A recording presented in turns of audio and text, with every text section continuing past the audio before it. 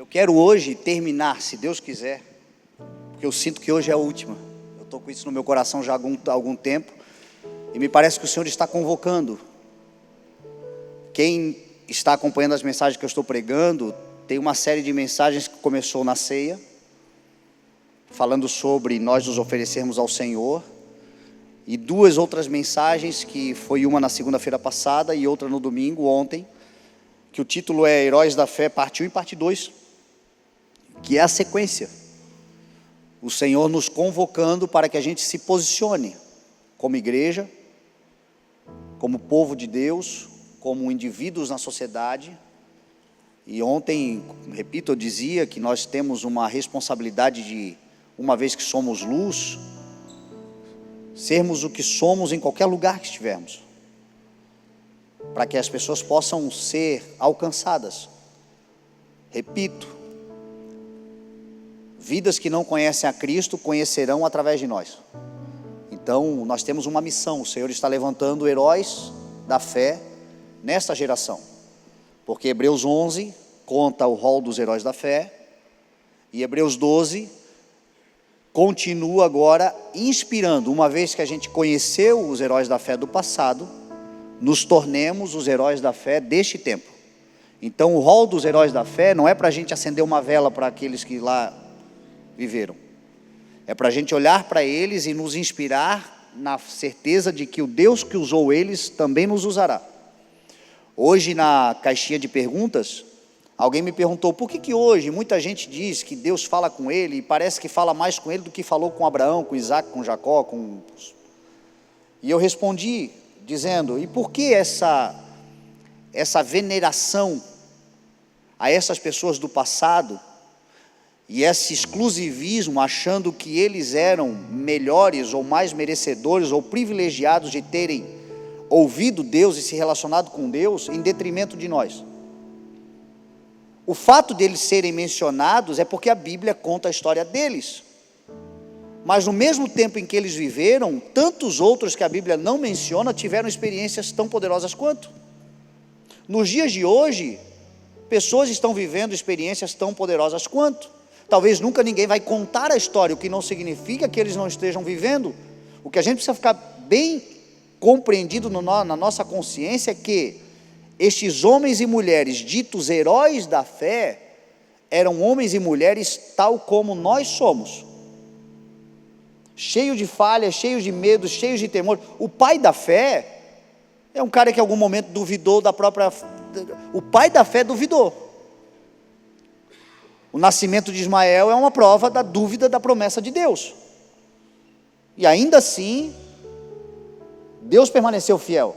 A infidelidade dele, porque fé tem a ver com fidelidade. Nem o pai da fé foi 100% fiel, senão Jesus não precisava morrer, né? Então, as falhas desses homens, os heróis da fé. Davi é um herói da fé. Você quer que comece a enumerar aqui as falhas de Davi? Sansão, o herói da fé. Sansão e o ladrão da cruz, para mim, estão ali, ó.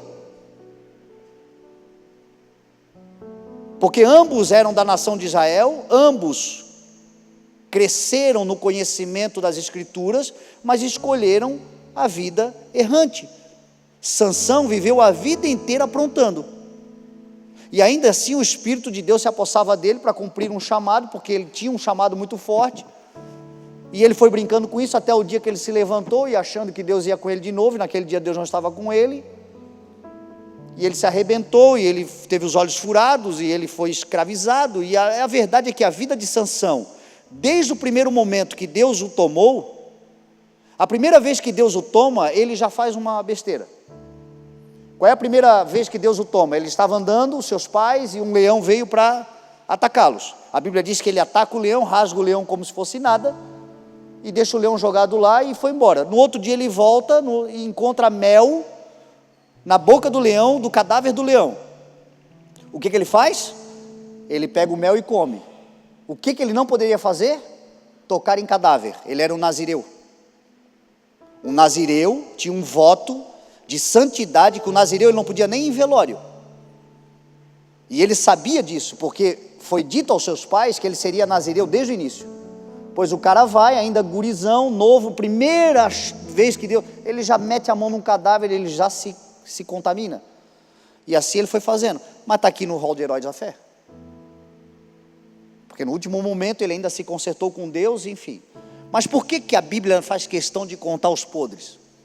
Para a gente entender que eles não são melhores do que nós.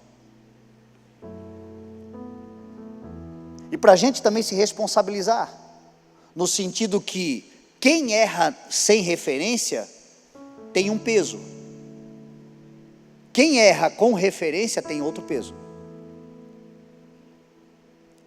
Tem coisas que nós vamos errar, óbvio, mas que seja por ignorância e por acidente. O erro do cristão, ele deve ser acidental e na ignorância. A premeditação é a iniquidade é tornar normal aquilo que é pecado. Então tem determinados pecados que a própria evolução da consciência cultural e social da humanidade, que coube naquele tempo, nesse tempo não cabe.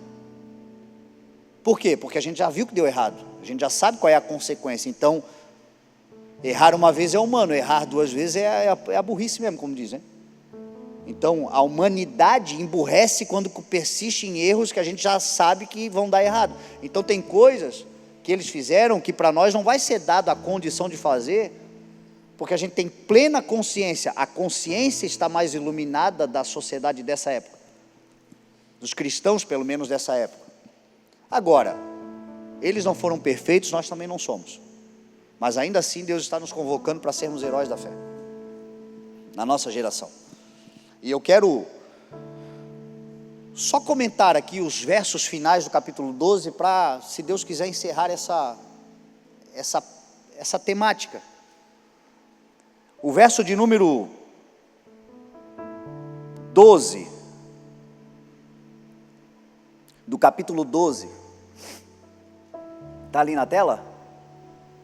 Portanto, fortaleçam as mãos enfraquecidas e os joelhos vacilantes. Eu vou comentar esse verso primeiro. Nós somos uma igreja predominantemente evangelística. É a paixão, é a grande missão, é o grande calor no espírito, é ver gente se convertendo.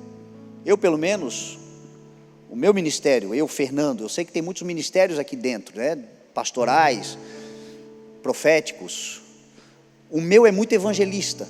Eu tenho uma função episcopal, mas eu tenho uma veia evangelística. Então a minha alegria é ver gente se convertendo. Só que ver gente se convertendo não significa que a gente não tem que cuidar dos convertidos também. Eu me lembro do meu avô, que viveu até os 95 anos de idade. Até os 90 anos ele era muito saudável, muito ativo. Aqui dentro da igreja, estava sempre na igreja, vinha a pé para a igreja, andava por todos os lados da cidade. Todos os dias de manhã ele saía na rua Indaial evangelizando. O Voiá era uma máquina, aos 90 anos de idade. 91, 92 anos, ele começou a sentir os efeitos da idade, ele começou a cansar. Então ele já não era mais tão ativo, mas o seu coração ainda era, né? A mente não envelhece. E ele ainda, agora um pouco mais devagar, mãos enfraquecidas, joelhos vacilantes. Ele fazia, mas já não fazia com tanta intensidade. Quando veio a pandemia, então foi o que de fato ceifou a sua vida. Ele não morreu de Covid, mas ele teve que ficar 8 meses dentro de casa. Um velhinho que andava todo dia na estrada, estava sempre se movimentando, de repente você pega e bota sentado no sofá, por 8 meses não sai de casa, definhou. E aí musculatura fraca, ossos fracos, caiu dentro de casa, quebrou fêmur. E aí quem sabe, um velho quando quebra o fêmur, é praticamente uma sentença de morte. Foi para o hospital, começou a sofrer, faleceu. Mãos enfraquecidas e joelhos vacilantes. Espiritualmente falando e ministerialmente falando, isso acontece. Mãos enfraquecidas e joelhos vacilantes tem a ver com gente que já trabalha há muito tempo, gente que já se dedica há muito tempo, gente que já fez muitas coisas. E esse povo muitas vezes, eu não vou dizer que eles são esquecidos, mas eles passam desapercebidos, porque a gente está tão acostumado a vê-los e executando e fazendo, que a gente às vezes não percebe que, apesar de estarem fazendo, eles estão vacilando, eles estão enfraquecidos. E nós precisamos fortalecê-los também. Então não é só ganhar novos, é fortalecer velhos também. Que a gente tenha um olhar também atento a pessoas que estão entre nós e que estão servindo, mas precisam de um fortalecimento. Não é só o novo convertido que precisa de um abraço, de um cuidado, de um ei, como é que tá e tal. Às vezes, meu irmão, eu preciso disso também.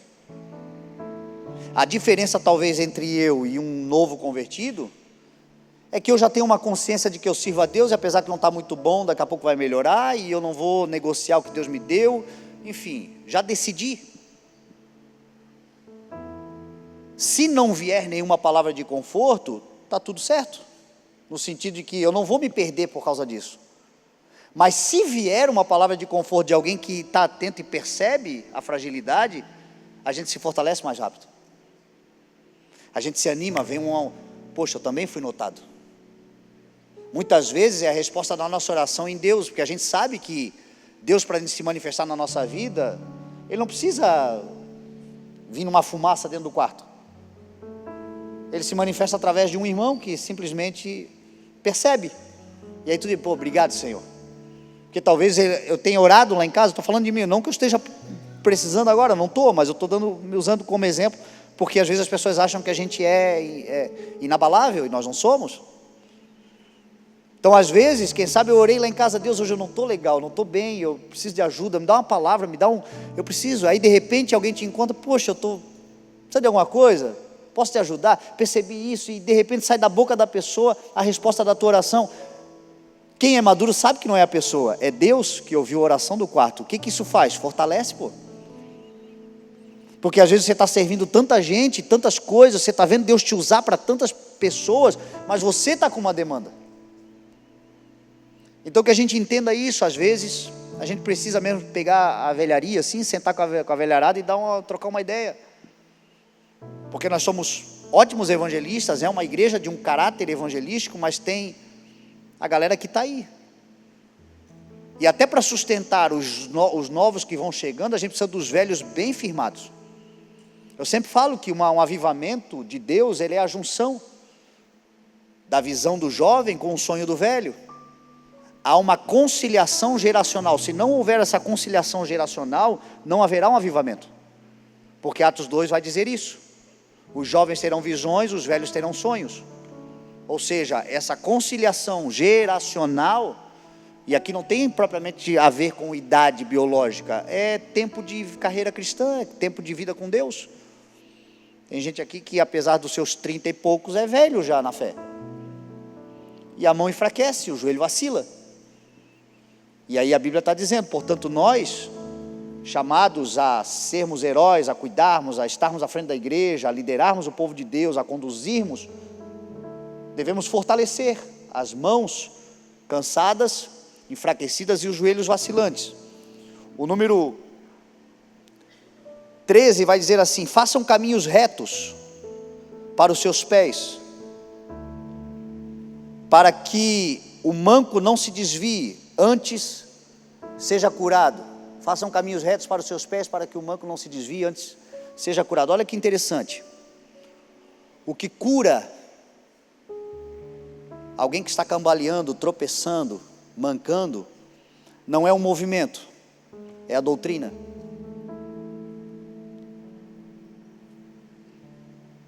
O que cura uma pessoa de verdade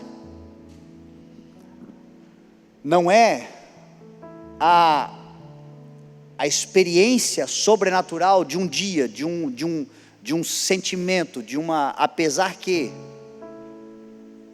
óbvio que Deus se manifesta em todas as situações, mas esse manco aqui que a Bíblia está fazendo é uma analogia a pessoas que vivem tropeçando. Não está falando de alguém com uma necessidade física, de uma oração que curou e levantou, como Jesus levantou, enfim, instantaneamente. É uma analogia em relação a gente que vive errando, tropeçando, caindo.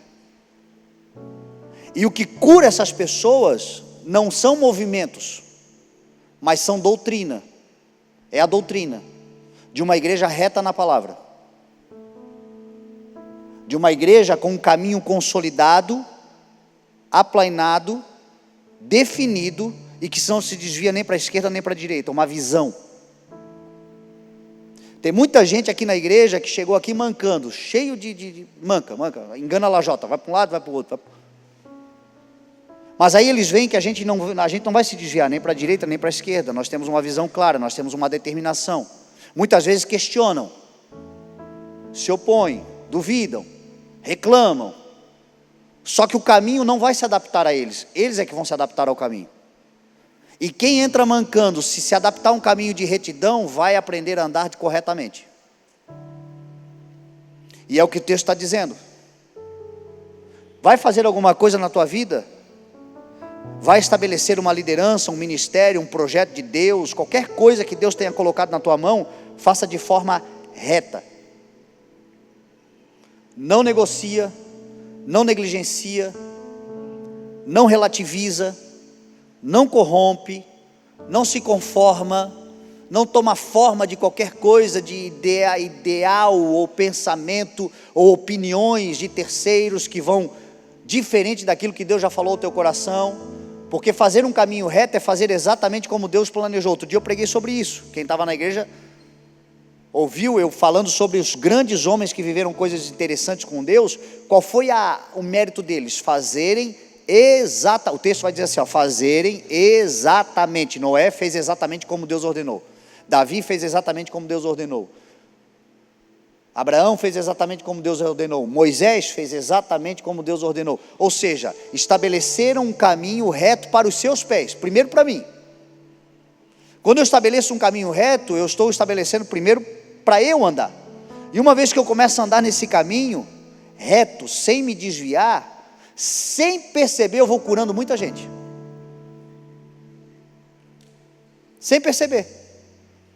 Eu não preciso fazer um caminho reto e sair alertando, anunciando aos quatro ventos, o meu caminho é reto. Não, eu só preciso trilhar ele. Meu Deus, isso acontece na paternidade, na maternidade? Não é assim que muitos hoje se referenciam aos seus pais? Meu pai era um homem de caráter, meu avô, uma pessoa, alguém na família, alguém que você conheceu, que tinha um caráter de retidão. Hoje você acaba construindo uma história sobre o mesmo chão, porque você sabe que é um caminho reto, e você não manca. Então primeiro eu faço para mim, mas eu fazendo para mim, eu vou influenciando, porque não se esqueça, de novo, o Senhor te chamou para ser um herói, e os heróis são referências. Acabou. Portanto, nós, uma vez que estamos cercados de uma nuvem de testemunha, como eu disse ontem, livremos-nos de tudo que nos atrapalha e do pecado que nos envolve e corramos com perseverança a carreira que nos é proposta. Que carreira é essa? Num caminho reto, de retidão, de direcionamento, de visão clara, tendo os olhos fixos, como diz a palavra, em Jesus Cristo, autor e consumador da vossa fé, sabendo exatamente para onde vai. Nessa decisão, uma galera vai entrar de muleta, mancando, tropeçando, se desviando, mas não vai dar 2 milhas, você vai olhar para trás, vão estar todo mundo andando certinho assim, porque o caminho endireita, a doutrina endireita, a verdade endireita. É o carpinteiro que pega pau que nasce torto, e ao contrário do que diz o Exalta Samba, ou sei lá qual é o coisa, endireita. É o Exalta Samba? O que é canca? Ah, tu sabe, é o Tchan, né? Tchan. É o Tchan, gente.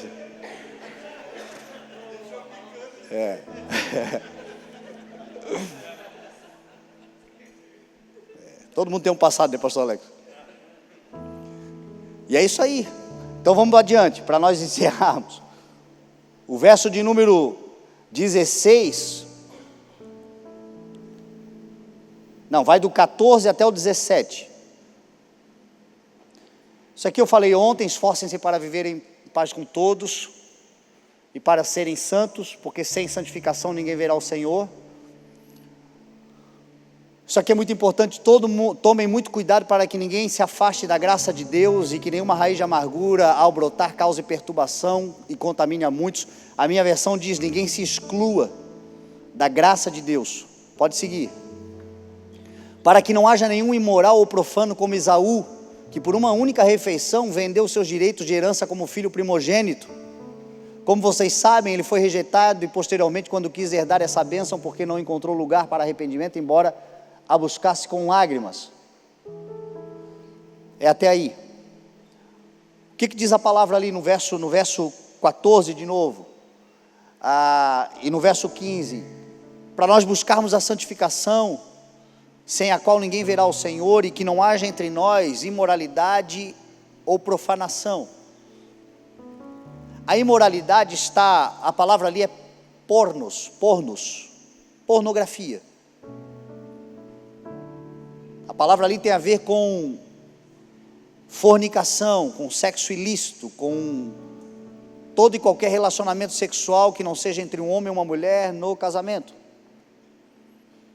E nós, ministros do Evangelho, é o grande risco que nós corremos. Todo mundo que é chamado para conduzir um povo, o seu calcanhar de Aquiles será imoralidade ou vaidade. Cuida com isso. Cuida com isso. Fuja disso. Paulo vai dizer que não dava motivo de escândalo a alguém ou a ninguém, para que o seu ministério não caísse num descrédito. A pior coisa que pode acontecer conosco é o descrédito. Nós, ministros do Evangelho, só temos uma coisa ao nosso favor: a palavra. É a palavra. O que nos dá autoridade? Falarmos do que vivemos. Por que Jesus era tão indignado com os fariseus? Chamava de raça de víboras, de hipócritas. Por quê? Qual era a bronca de Jesus com eles? Não era o ensino, era a hipocrisia de ensinar corretamente e viver incorretamente, de impor o fardo e não levantar um dedo para carregar. Ou seja, o ministério deles não tinha crédito algum, porque todo mundo sabia que aquilo que eles estavam pregando não era a vida deles. E aquilo deixava Deus indignado. Cristo ficava indignado. Você acha que essa indignação mudou? Então o texto está dizendo: nós devemos tomar cuidado com isso. Para mim, a melhor mensagem que eu já ouvi sobre isso não veio nem de um pastor, veio de um empresário. Outro dia eu estava vendo um podcast com o Flávio Augusto, que é aquele bilionário brasileiro que mora em Orlando, que é o dono da WhatsApp, enfim, eu acho que todos conhecem, né, o Flávio Augusto. E ele dizia assim: a primeira ilusão da riqueza é que você pensa que você é bonito, porque a mulherada começa a vir, começa a dar em cima, começa a se achegar. Aí ele dizia assim: mas não se esqueça, você é feio, você só tem dinheiro, mas você é feio. Eu vou adaptar: você só tem unção, mas você é feio.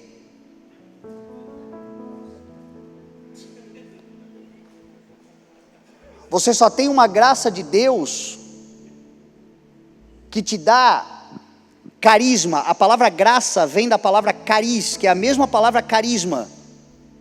Aquele que Deus levanta para pregar o Evangelho, Ele coloca uma dádiva que se chama o carisma. A pessoa naturalmente se torna carismática, porque senão ninguém vai parar para ouvi-lo. Então Deus dá uma graça, só que não é tua, você continua sendo feio, é a graça de Deus na sua vida. E aí você é um feio engraçadinho. Só que em algum momento você se ilude, porque nessa graça de Deus, Paulo vai dizer, no caso dos homens, tem muitas mulheres instáveis, carentes, problemáticas, iludidas, que de repente começam a olhar para você e fantasiar o homem perfeito. Se conviver com você, talvez vai ter saudade do dela, Mas ali você está dotado com uma graça, um carisma que você, pela imaturidade, pela ainda condição pecaminosa muitas vezes, o coração que ainda não se converteu, ainda está ouvindo, e pelo ouvir a fé vai se estabelecer, então uma experiência, então uma fidelidade, então uma santificação. Te ouvindo se apaixona, te ouvindo começa a fantasiar coisas e talvez te procure, e você não estava nem atrás, porque tem os perversos, tem os que se aproveitam de fato, já estão tão cauterizados que eles é que vão atrás. Mas para ele chegar nessa fase, ele já passou aquela fase, ele começou lá atrás sendo assediado, hoje ele está cauterizado, mas lá atrás ele foi assediado, ele esqueceu que ele era feio, só tinha uma unção. E aí o texto vai dizer assim, ó, não se esqueça, está escrito ali, né? Não se esqueça que você é feio, que não haja nenhum imoral. Se você vê a descrição de Esaú, ele era meio feio. Vai lá, olha, depois você lê a descrição de Esaú. Eu acho que era um homem feio, pelo jeito que a Bíblia descreve ele. Imoral. Só que ele deu muito trabalho para os seus pais. A Bíblia diz que ele se casava com as cananeias em volta, com tudo que é mulher que era problemática. E a Bíblia diz assim, ó, e elas atormentavam e amarguravam a vida de Isaac e de Rebeca. Porque o cara se achava o bonitão, mas ele era só o filho de Isaac, ele era o filho de um patriarca, ele realmente carregava uma empatia, uma graça. Ele nasceu para cumprir um propósito de uma nação que abençoaria a humanidade. Então você imagina, só que ele era feio. Imoral e profano, porque uma vez que você se torna imoral, você acaba profanando as coisas de Deus. Porque uma vez que você perde o temor, as coisas de Deus que são santas e que devem ser tratadas com diligência, com dedicação, com reverência, aí é só um desencadeamento e aí daqui a pouco você está fazendo de qualquer jeito. Só que aí a Bíblia vai dizer, o imoral e o profano acaba vendendo a sua unção. Em algum momento ele vai negociar, em algum momento ele vai se desfazer, em algum momento ele vai desvalorizar ao ponto de, porque é o princípio, você começa com imoralidade, depois você vai para a profanação, depois fatalmente você vai para o descrédito, você vai jogar fora, e aí a Bíblia está dando alerta, às vezes pode se tornar tarde demais, e depois querer viver novamente os louros de tudo aquilo e não consegue, não dá mais, porque o ministério caiu no descrédito.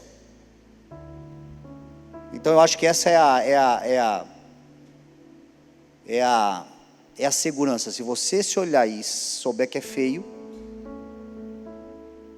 e que tem uma graça de Deus para ministrar, para pregar, e a consciência, olha só, eu tinha tudo para dar errado, mas é por causa do Senhor que eu estou dando certo, você vai zelar até o fim. A consciência da graça de Deus, o favor imerecido, o que carregamos é preciosíssimo, mas nós não passamos de vasos de barro.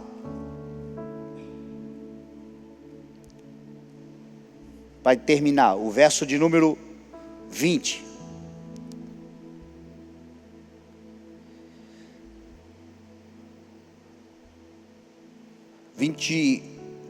Esse meu zóio, gente.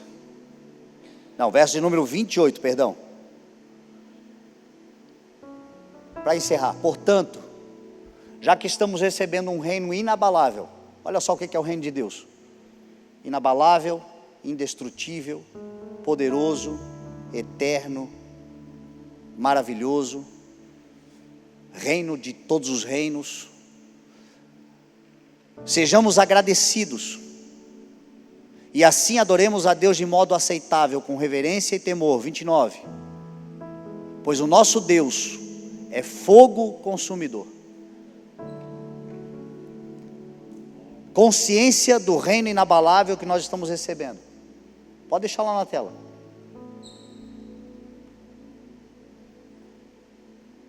Agradecidos integralmente em todo o tempo. A gratidão é algo que abre os céus. Não se esqueça do que Deus fez na sua vida. Não se esqueça. Não se esqueça que todo dia tem graça do Senhor sobre a vida de todos nós, todos os dias. As pequenas coisas que são corriqueiras são graça de Deus todo o tempo. Gente agradecida honra a Deus. Gente agradecida, os caminhos se abrem, as portas se abrem. A gratidão do coração. Aquele povo que morreu no deserto reclamava do maná, reclamava da água, reclamava de tudo. A ingratidão o tempo todo e Deus o tempo todo favorecendo. Então seja grato. Quando você amaldiçoa o teu chamado, você está sendo ingrato.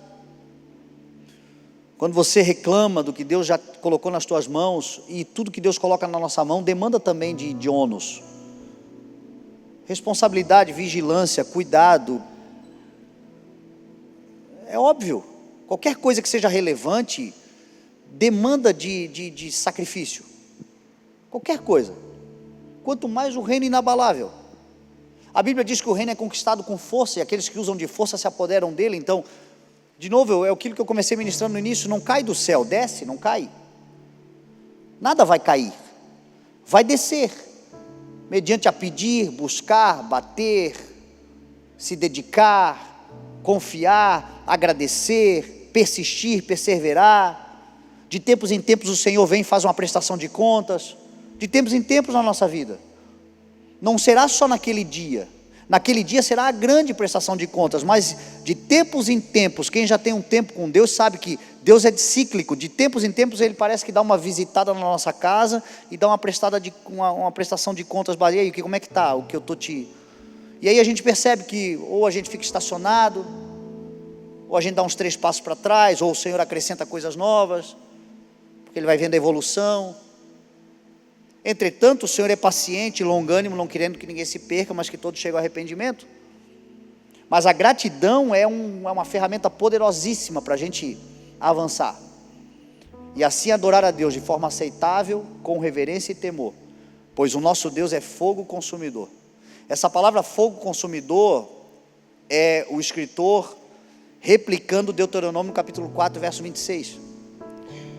Se puder botar ali também, já que a gente está no Deuteronômio 4, 26, vai dizer que Deus é Deus zeloso. 24 então, Deuteronômio 4, ali, 24. Pois o Senhor, o seu Deus, é fogo consumidor e Deus zeloso. Esse consumidor do fogo de Deus é o zeloso.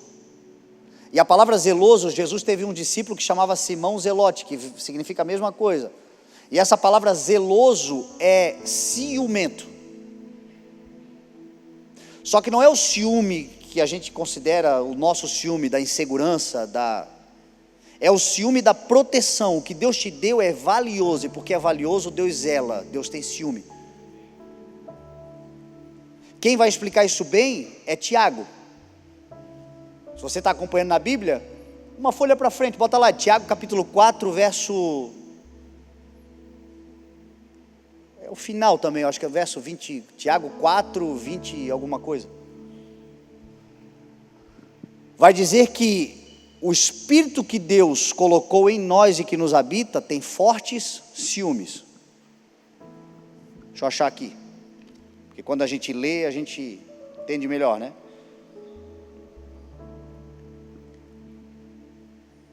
Tiago 4, 4. Vocês não sabem, esse adúlteros aqui não tem a ver com gente que está traindo a esposa. Esse adúltero aqui tem a ver com gente que está traindo a Deus. O que o Tiago está falando é de gente que tem 2 corações, ama a Deus e ama o mundo. Ele está falando do mundo, não ame o mundo. Quem ama o mundo, quem ama as coisas do mundo, quem prefere as coisas do mundo, quem o mundo é mais forte, quem o mundo domina sobre a sua vida, quem as coisas de Deus ficam em segundo lugar, Deus trata como adúltero. E aí Tiago está dizendo o seguinte: vocês não sabem que a amizade com o mundo é inimizade com Deus? Portanto, se alguém quiser ser amigo do mundo, faça inimigo de Deus. Verso 5. Ou vocês acham que é sem razão que a Escritura diz que o Espírito que Ele faz habitar em nós tem fortes ciúmes? Deus não vai te dividir com ninguém. Ou nós nos tornemos exclusividade de Deus, como diz a palavra, geração santa, nação santa, geração eleita, nação santa, povo exclusivo de Deus, chamados para anunciar as grandezas. Não é isso que o Senhor nos chamou para ser? Exclusividade. Então eu quero encerrar o dia de hoje e essa temática, te convidando a assistir, ou ouvir as 3 mensagens e refletir nessa também. Por que o Senhor está fazendo isso? Porque o Senhor está te convocando. O Senhor está te convocando para ser um herói dos dias de hoje, uma heroína dos dias de hoje. Alguém que muita gente vai olhar para você e vai buscar em você inspiração, referência, conforto, força, esperança para sair das suas situações. E uma vez que chegará em você, você não vai trazer para você, você vai levar para Jesus, vai dizer: foi Jesus quem fez na minha vida, e eu sou o que sou e posso o que posso por causa dele. Mas antes dela conhecer ele, ela vai conhecer quem conhece ele, e quem conhece ele somos nós. Você conhece Jesus, você conhece, e ele te deu um ministério, ele te deu uma vocação, ele te deu um chamado, ele te deu um propósito. E o tempo está aceleradíssimo. E agora é a hora. Nós estamos vivendo esse ano do envia-nos. É a temática do ano inteiro. O ano está quase acabando. Mas conhecendo o modus operandi do Senhor, o Senhor primeiro instrui, faz entender, compreender, porque ninguém vive aquilo que não conhece. A gente desfruta das coisas que a gente entendeu. Tem muita coisa no reino de Deus que a gente só não desfruta porque não entendeu ainda. A gente até tem uma teoria, uma certa informação, mas não tem a compreensão clara. Quando a compreensão vem, aquilo que precisa ser liberado é dado, desce. E me parece que esse ano o Senhor está fazendo nos compreender o poder do envio. O poder de uma igreja que diz: eis-me aqui, envia-me. E essa igreja vai em nome dele, trazendo uma mensagem dele, sendo uma referência dele, manifestando quem ele é, vivendo as grandezas do que ele entrega, mas com devoção, reverência, temor, guardando o coração, se desviando do mundo, cuidando e zelando, porque Deus é zeloso. Deus é tão zeloso que a gente não se acabou ainda. Porque se ele tirar a mão da gente, eu pelo menos sou assim, eu não chego no Itamirim, eu dou um jeito de me acabar. É a proteção do Senhor, é o zelo do Senhor. Agora, a reciprocidade é uma manifestação de amor. Se Deus é tudo isso comigo, como é que eu não vou ser com as coisas dele? É o mínimo que eu posso fazer, tratar com devoção, com critério, com amor, com dedicação, com reverência e com temor. Não me corrompendo, buscando cada vez mais esse lugar de santificação, entendendo que muita coisa que eu desfruto é por causa dele em mim. Eu continuo sendo feio, mas ele me deixa bonitinho, engraçadinho, feinho, engraçadinho. E eu não posso me aproveitar disso para me locupletar de forma a me beneficiar em detrimento do reino de Deus, em prejuízo do reino de Deus, e pior, em sofrimento das suas ovelhas. Porque enquanto eu ainda estou fazendo só para mim, eu ainda tenho uma certa misericórdia. Quando eu começo a derrubar inocentes, meu irmão, o fogo vem que consome, de alto a baixo não sobra nada. E a gente precisa ter esse cuidado, porque nós somos, eu creio, uma igreja desse último grande avivamento. Uma vez, e eu encerro com isso, eu estava na sala minha na rádio, já contei esse testemunho, e uma mulher entrou e ela disse que Deus havia mostrado para ela uma visão onde tinha uma escada, e eu subi essa escada, e no final dessa escada tinha uma grande sala, muito grande, toda de vidro, e que nessa sala eu não estava sozinho, muita gente estava comigo. que seria um povo que Deus iria levantar. Naquele tempo, não havia nem ideia ainda da igreja. O que havia era um jovem convertido com uma mensagem queimando no coração, falando para poucos e muito desacreditado. Mas a promessa era uma sala grande, toda de vidro e com muita gente em volta. E ali era um povo que conduzia. Era um povo que fazia parte da condução de uma imensidão, de uma massa. E naquele dia ela me disse o seguinte: Fernando, Deus está dizendo que vai te colocar nessa sala de vidro. Essa sala de vidro tem a ver com visibilidade, notoriedade, transparência. Só que tem uma recomendação. Quando vocês estiverem nessa sala de vidro, todos os que lá estiverem, muita gente que fora da sala estará, procurará em vocês manchas. E eles não poderão encontrar em vocês manchas. Porque a autoridade de vocês não está na sala, está na roupa limpa. A autoridade de vocês não está no poder do ministério, está na pureza do coração. A autoridade de você não está na dimensão do prédio, não estará na estrutura da sala. As pessoas não olharão a estrutura chamará a atenção, mas quando elas olharem, elas vão procurar manchas em vocês, e elas não poderão encontrar, porque essa é a autoridade de vocês. Aquilo entrou em mim como uma flecha, e é o meu maior medo. E eu sempre digo, se um dia eu cair em qualquer erro que deprecie o evangelho do Senhor, eu vou ser a primeira pessoa a vir e dizer assim: ó, gente, eu não posso continuar à frente. Vocês não vão ver em mim o tipo de pastor que a gente vê em alguns lugares que, olha, eu errei, mas é o seguinte, me perdoa e agora eu vou continuar, não vou mais errar, tá, gente? Porque existem determinadas coisas que você precisa de um bom tempo, ou talvez da vida, o resto da vida fora, dependendo do tom.